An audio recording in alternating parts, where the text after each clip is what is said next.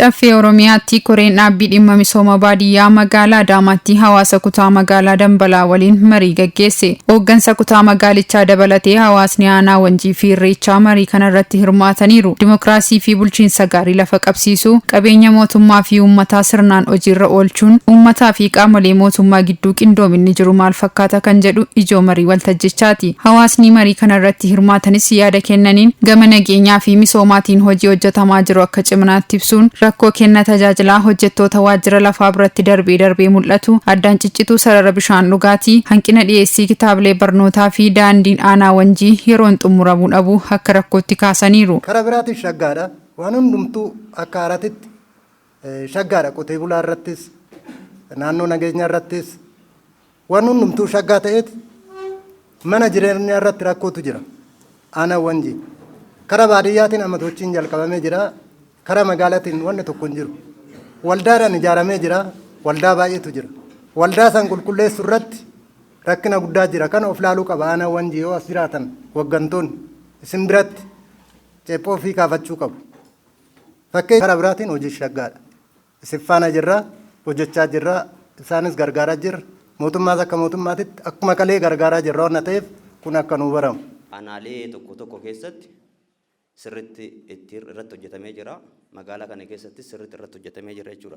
Bulchiinsi gaariin jechuudha. Haa ta'uuti garuu buburreedha. Iddoo tokkotti immoo bulchiinsi gaariin hin jiru jechuudha. Seektaratti garaagarummaa qaba jechuudha. Fakkeenyaaf osoo fudhannee akka aanaa keenyatti seektarri yookiin waajjirri lafaa rakkoo kana hamma tokko ni qaba jechuudha. Manneen jireenyaa addeessaa ta'an uummatarraa diigamee jira. Naa diigamuu misoomaaf erga ta'ee diigamuu qaba jechuudha. Erga diigamee raawwateen booda immoo eenyutu bakka sanirra dhufee immoo qubate kan jennu yoo ta'e sirriitti xiinxallee gaafa ilaallu inni sun karaa saatee jira jechuudha. Inni kun sirrachuu qaba. Iddoo kaanitti gaariidha. Fakkeenyaaf nageenya fi bulchiinsa nageenyaa fi kanarratti baay'ee waan gaariitu hojjetamaa jira jechuudha. Walitti qabaan koree dhaabbii dhimma misooma baadiyyaa Caffee Oromiyaa obbo Diriirsaa Waaqumaa faayidaa fi bu'aa hawaasaa kabachiisuu fi fedhii fi komii uummataa dhageenya irratti qaama dhimmi ilaalu waliin kan hojjennu ta'a jedhan. Bakka bu'ummaa uummataa jechaan mootummaa fi uummata jidduutti riqicha ta'anii uummanni maal jedha? Gaafiin uummataa maaliin?